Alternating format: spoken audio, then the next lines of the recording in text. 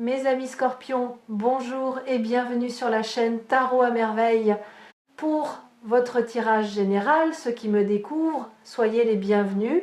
J'espère que vous allez bien. Allez, c'est parti. En 10 ans, j'ai vu des milliers de messages. Des messages forts, des messages étranges.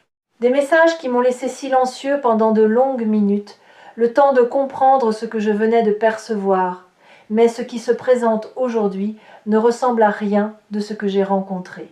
Pas par son intensité, par sa précision, et surtout par la manière dont il relie des éléments de votre vie que vous avez toujours cru séparés. Des fils que vous pensiez éparpillés au hasard et qui, vus depuis l'angle que cette lecture offre, forment un motif d'une cohérence stupéfiante.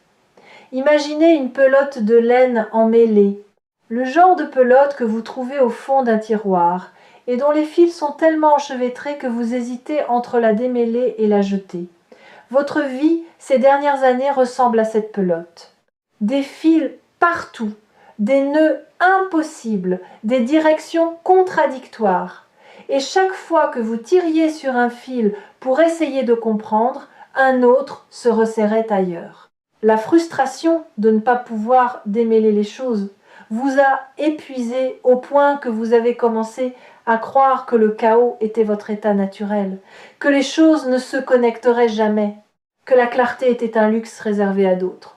Aujourd'hui, je vais tirer sur un fil, un seul, le bon.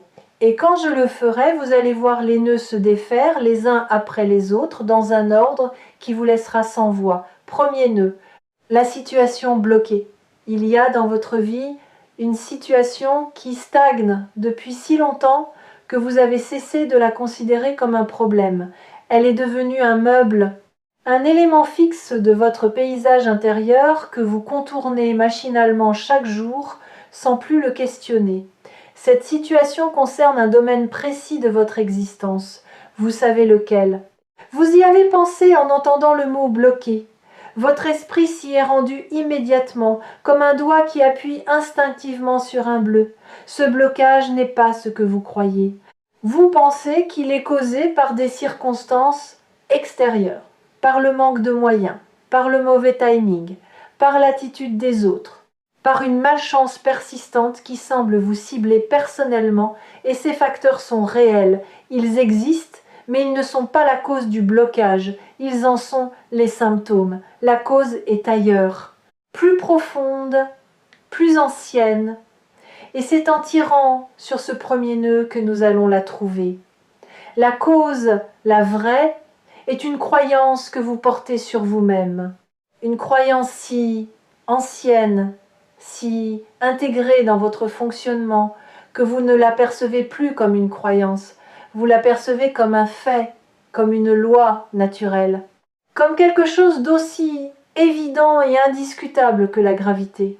Et cette croyance dit, dans sa version la plus nue, « Je ne suis pas le genre de personne à qui ces choses arrivent. » Ces choses. La réussite durable, l'abondance sans lutte, le bonheur sans contrepartie, la reconnaissance sans sacrifice. Ces choses arrivent aux autres, pas à vous. Et cette croyance, par un mécanisme que le mental ne peut pas voir parce qu'il en fait partie, crée exactement les conditions qui la confirment. Elle filtre les opportunités, elle sabote les élans, elle transforme les possibilités en impossibilités avant même qu'elles aient le temps de se manifester. En tirant sur ce nœud, en exposant cette croyance à la lumière, quelque chose commence déjà à se desserrer. Pas dans votre situation extérieure, pas encore. Dans votre rapport à cette situation, vous commencez à voir l'espace entre le fait et la croyance. Et cet espace, aussi mince soit-il, est une fissure dans le mur. Et les fissures, vous le savez maintenant, sont les endroits par où la lumière entre. Il y a quelque chose de profondément libérateur dans le fait de nommer cette croyance. Tant qu'elle restait dans l'ombre, elle agissait comme un courant souterrain qui déviait chacune de vos décisions sans que vous puissiez identifier la source de la déviation. Vous vous demandiez pourquoi vous n'arriviez pas à maintenir l'élan. Pourquoi chaque progrès était suivi d'un recul? Pourquoi les choses qui semblaient destinées à fonctionner finissaient toujours par se défaire? Et la réponse était là, invisiblement, dans cette croyance non nommée qui tirait les fils depuis les coulisses. Nommer une croyance, c'est lui retirer son pouvoir d'invisibilité. C'est la faire passer du statut de loi naturelle à celui d'hypothèse discutable. Et une hypothèse discutable peut être remplacée, pas par une affirmation positive qu'on se répète devant un miroir, par une expérience, par la preuve vécue, incarnée que cette croyance ment. L'argent inattendu qui arrive sera cette preuve. La relation qui se transforme sera cette preuve. Chaque nœud qui se défait sera un démenti concret de la croyance qui vous limitait. Et les démentis accumulés finiront par peser plus lourd que la croyance elle-même. Jusqu'au jour où elle s'effondrera sous le poids des preuves contraires et où vous réaliserez qu'elle n'était jamais un fait, juste une histoire que vous aviez oublié de remettre en question. Deuxième nœud, celui que le premier libère. Quand le premier nœud se desserre, un deuxième apparaît, plus petit, plus subtil, mais directement relié au premier par le même fil. Ce deuxième nœud concerne une relation, pas nécessairement une relation amoureuse, une relation qui vous définit, qui occupe un espace disproportionné dans votre carte intérieure, une relation dont vous ne parlez pas souvent mais à laquelle vous pensez constamment. Et voici ce que le deuxième nœud révèle quand il se dessert. La dynamique de cette relation est le miroir exact de votre croyance fondamentale. Si vous croyez que vous n'êtes pas le genre de personne à qui les bonnes choses arrivent, alors cette relation reproduit cette croyance. Elle vous place dans un rôle qui confirme cette identité. Le rôle de celui qui donne sans recevoir, de celui qui attend sans être attendu, de celui qui comprend sans être compris. Ce n'est pas l'autre qui vous a assigné ce rôle. C'est vous qui l'avez endossé, automatiquement, inconsciemment, parce que ce rôle est cohérent avec votre croyance. Et la cohérence, même douloureuse, est préférée par le mental à l'incertitude du changement. Mais regardez maintenant, le deuxième nœud est desserré et avec lui, le rôle que vous jouiez dans cette relation commence à vaciller, pas à disparaître, à vaciller, comme un acteur qui, en pleine représentation, commence à douter de son texte, qui sent que les mots qu'il prononce ne sont pas les siens, que le costume qu'il porte n'est pas le bon, que la scène dans laquelle il joue n'est pas celle où il devrait être. Ce vacillement est le signe que quelque chose de fondamental est en train de bouger, pas en surface, en fondation. Troisième nœud, l'émotion enfouie. Plus profondément dans la pelote, là où les fils sont les plus serrés, se cache un nœud émotionnel. C'est le nœud le plus ancien, le plus dur. Celui que vous avez serré vous-même il y a très longtemps, pour empêcher quelque chose de sortir. Et ce quelque chose, c'est une colère. Pas la colère bruyante et explosive que les gens voient. La colère silencieuse. La colère de celui qui sait qu'il mérite mieux mais qui a choisi de se taire. La colère de celui qui a ravalé tellement de noms qu'il forme une boule compacte dans sa gorge. La colère de celui qui a souri quand il aurait dû crier. Vous savez exactement de quoi je parle. Vous pouvez probablement identifier les moments précis. Ce dîner où vous avez accepté l'inacceptable avec un sourire. Cette réunion où vous avez laissé quelqu'un d'autre prendre le crédit de votre travail. Cette conversation où vous avez dit « ce n'est pas grave » alors que c'était grave. Chacun de ces moments a ajouté une couche à ce nœud. Et chaque couche a renforcé la croyance que votre rôle dans ce monde est de supporter plutôt que d'exiger, de comprendre plutôt que d'être compris, de pardonner plutôt que de poser des limites. Mais voici ce que la colère enfouie essaye de vous dire depuis tout ce temps. Elle ne dit pas « détruis tout », elle dit « respecte-toi ». Elle dit « ce que tu as accepté ne correspond pas à ce que tu mérites ». Elle dit « le sourire de façade a assez duré, et cette voix, loin d'être votre ennemie, est votre alliée la plus fidèle. C'est la gardienne de votre dignité, et elle crie parce que vous avez ignoré ses murmures pendant trop longtemps. Cette colère n'est pas mauvaise, elle n'est pas destructrice, elle est informative. Elle vous dit exactement où se trouvent vos limites véritables. Et le fait qu'elles soient enfouies depuis si longtemps signifie que vos limites véritables n'ont jamais été exprimées. Que vous avez vécu en dessous de vos propres standards. Que vous avez accepté ce que votre être profond refusait quand ce troisième nœud se desserre, et il est en train de se desserrer en ce moment même. Cette colère ne sort pas en explosion, elle sort en clarté, en une vision soudaine et nette de ce que vous ne tolérerez plus, de ce que vous exigerez désormais, de la place que vous prendrez dans votre propre vie.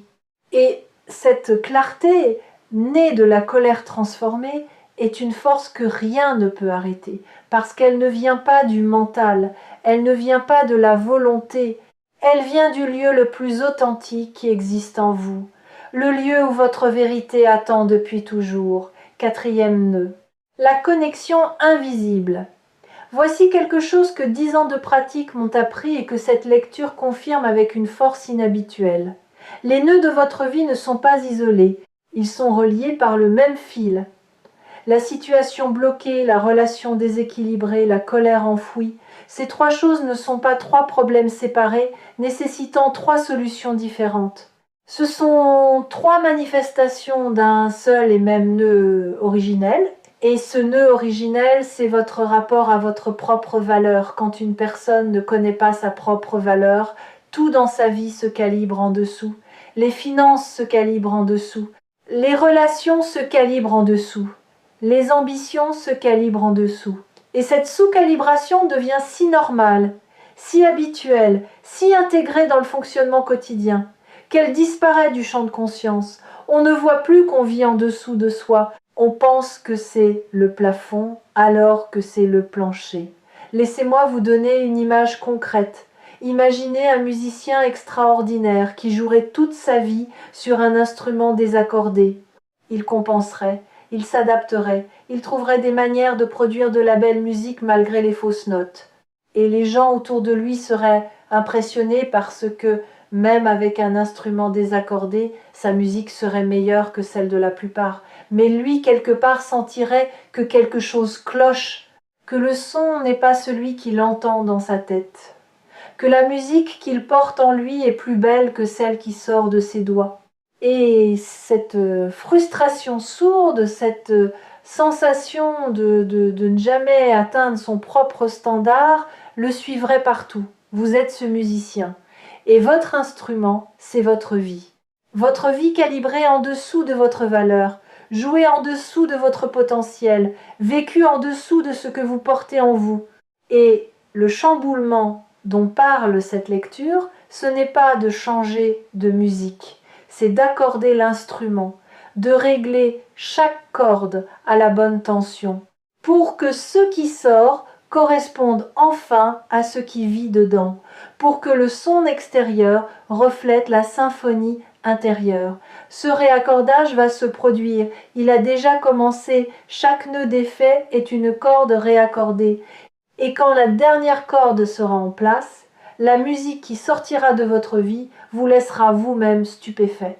Ce que cette lecture révèle, et c'est pour cela qu'elle est unique en 10 ans, c'est que votre plafond perçu est votre plancher réel. Que ce que vous considérez comme votre maximum est en réalité votre minimum.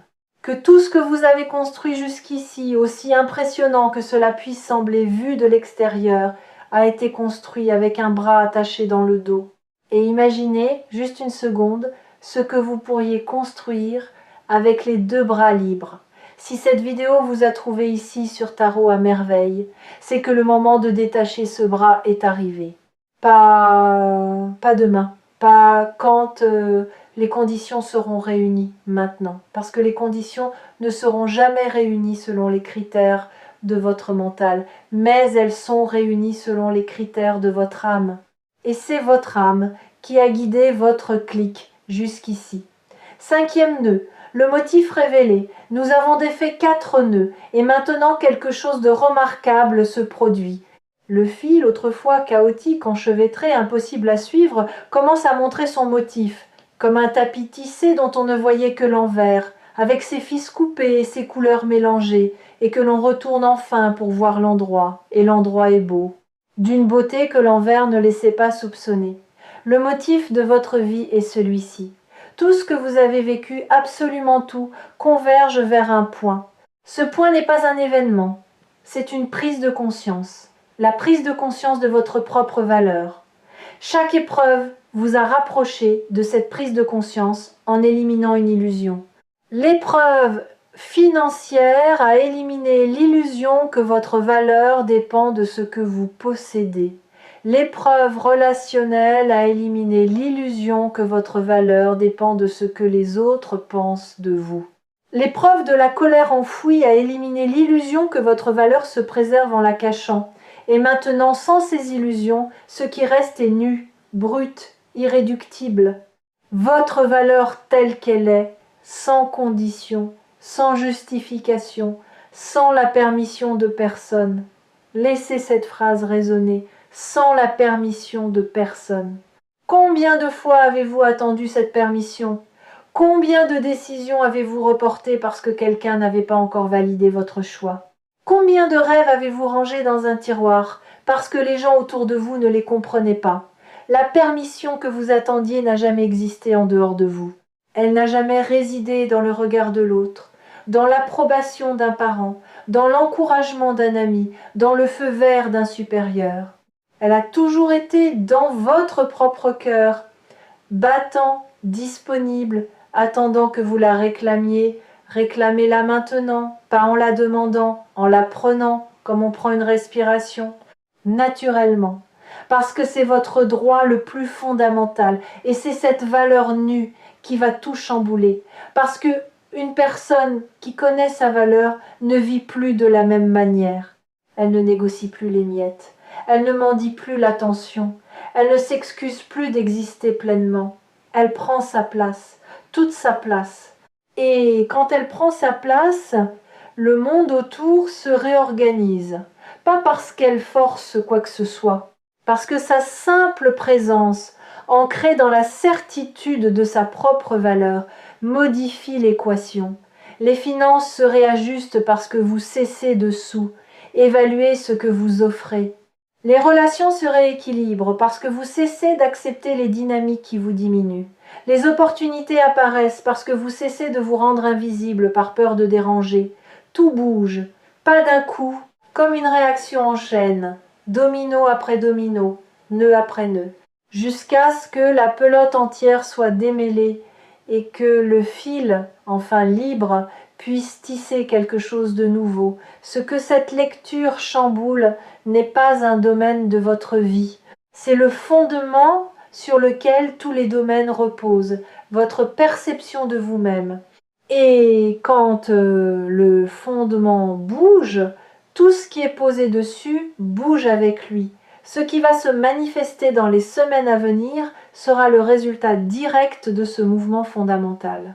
Des changements que vous ne pouvez pas encore prévoir parce qu'ils viennent d'un lieu que votre mental ne contrôle pas, un appel inattendu, une proposition improbable, un montant qui apparaît d'une source que vous n'aviez pas envisagée, une personne qui revient ou qui arrive et dont la présence va confirmer par sa manière de vous regarder que la valeur que vous commencez à vous reconnaître est visible aussi de l'extérieur. Et au-delà de ces événements ponctuels, c'est votre quotidien tout entier qui va changer de saveur. Les matins vont avoir un goût différent. Non pas parce que le café est meilleur, parce que vous vous levez pour une vie qui vous ressemble un peu plus qu'hier. Les conversations vont prendre une densité nouvelle. Non pas parce que les gens autour de vous ont changé, parce que votre manière de les écouter, de leur répondre, de vous positionner dans l'échange a changé. Même les problèmes, quand ils se présenteront, vous sembleront différents, pas plus petits, plus gérables. Parce qu'un être humain qui connaît sa valeur aborde les difficultés depuis un lieu de solidité, pas depuis un lieu de panique. Et la solidité transforme chaque obstacle en défi plutôt qu'en catastrophe. Les habitués des lectures partagées sur Tarot à merveille savent que certains messages sont des murmures et d'autres sont des cris. Celui-ci est un cri, pas un cri d'alarme, un cri de naissance, le cri de quelque chose qui émerge après avoir été trop longtemps contenu, et ce quelque chose, c'est vous. La version de vous qui existait sous les nœuds, sous les croyances, sous les rôles, sous les silences accumulés, la version originale, celle d'avant la pelote. Voici ce que je veux que vous fassiez. Non pas un rituel, un engagement, pas envers l'univers, envers vous-même, l'engagement de ne plus tirer les nœuds vers le bas quand ils commencent à se défaire, de ne pas reconstruire la pelote quand les fils se libèrent, de ne pas retourner dans les rôles confortables quand l'inconfort de la vérité se présente, de rester dans le démêlement, même quand c'est douloureux, même quand c'est vertigineux, même quand les gens autour de vous ne comprennent pas pourquoi vous changez. Et surtout, l'engagement de ne plus vous mentir, de ne plus dire « ça va » quand ça va pas, de ne plus sourire quand vous voulez crier, de ne plus minimiser ce que vous ressentez pour rendre les autres confortables. Parce que chaque mensonge que vous vous faites à vous-même est un nœud que vous ajoutez à la pelote. Et vous avez assez de nœuds. Vous n'avez pas besoin d'en fabriquer de nouveaux au moment même où les anciens se défont. La vérité est votre fil conducteur désormais, pas la vérité philosophique ou abstraite, la vérité quotidienne, celle qui se pratique dans les petits choix, dans les conversations ordinaires, dans la manière dont vous vous tenez quand personne ne vous regarde. Cette vérité-là est la seule force capable de garder les fils démêlés, de maintenir le motif visible, de protéger la beauté de ce qui se révèle. Vous changez parce que c'est l'heure, pas parce que les circonstances l'exigent, parce que votre être l'exige, parce que la version de vous qui vivait dans les nœuds est arrivée à sa date d'expiration. Et la nouvelle version, celle qui émerge en ce moment, ne connaît pas les limites de l'ancienne, elle ne les reconnaît pas, elle ne les respecte pas. Elle les traverse comme on traverse un rideau de fumée, avec la certitude que de l'autre côté il y a l'air libre. L'air libre, c'est ce que cette lecture vous offre. Pas une promesse, pas une prédiction, de l'air, de l'espace, la possibilité de respirer pleinement pour la première fois depuis que les nœuds se sont formés. Et une fois que vous aurez respiré cet air, une fois que vos poumons auront goûté à cette expansion, vous ne pourrez plus revenir à la respiration étroite d'avant. Le corps refuse de reculer quand il a connu l'espace. Le cœur refuse de rétrécir quand il a connu l'ouverture. L'esprit refuse l'obscurité quand il a vu la lumière. Vous êtes à la charnière. Ce moment exact où l'ancienne version de votre vie et la nouvelle se regardent en face. L'ancienne est familière, confortable dans son inconfort, prévisible dans ses déceptions. La nouvelle est inconnue, vertigineuse, pleine de possibilités qui vous effraient autant qu'elles vous attirent. Et le choix entre les deux n'est pas un choix intellectuel, c'est un choix qui se fait dans le ventre. Dans ce lieu primitif où les décisions les plus importantes de votre vie ont toujours été prises, pas avec la tête, avec l'instinct, avec cette certitude animale qui sait, avant toute analyse, quel chemin mène à la vie et quel chemin mène à la répétition. Votre instinct a déjà choisi, vous le sentez. Ce tiraillement que vous percevez n'est pas de l'hésitation, c'est la tension entre l'ancien qui s'accroche et le nouveau qui tire. Et le nouveau est plus fort. Il est plus fort parce qu'il est vrai. Et la vérité, dans tout rapport de force avec l'habitude, finit toujours par l'emporter. Pas immédiatement, pas sans résistance, mais inévitablement. En 10 ans, je n'avais jamais vu les fils se connecter avec cette clarté. Et le fait que cette clarté arrive à vous maintenant dans cette vidéo me confirme que le timing n'est pas le mien, il est le vôtre. Votre vie a décidé que c'était maintenant. Et votre vie a raison, elle a toujours eu raison. Même quand vous doutiez d'elle, même quand vous pensiez qu'elle se trompait de chemin, elle savait, elle tissait, fil après fil, nœud après nœud, vers ce moment exact. Et quand vous aurez besoin de retrouver ce moment, quand les fils menaceront de s'en mêler à nouveau, Tarot à merveille sera là. Comme le doigt patient qui tire sur le bon fil. Pas pour défaire votre vie, pour révéler le motif que vous étiez trop près pour voir. Le motif est visible maintenant. Et il est plus beau que tout ce que le chaos vous laissait croire. Plus cohérent, plus intentionnel, plus vôtre que vous ne l'aviez jamais imaginé. Tout chamboule, tout change. Et cette fois, c'est pour de bon. Pas parce que les circonstances sont différentes, parce que vous l'êtes. Et quand vous changez, vraiment profondément, irréversiblement, les circonstances n'ont d'autre choix que de suivre.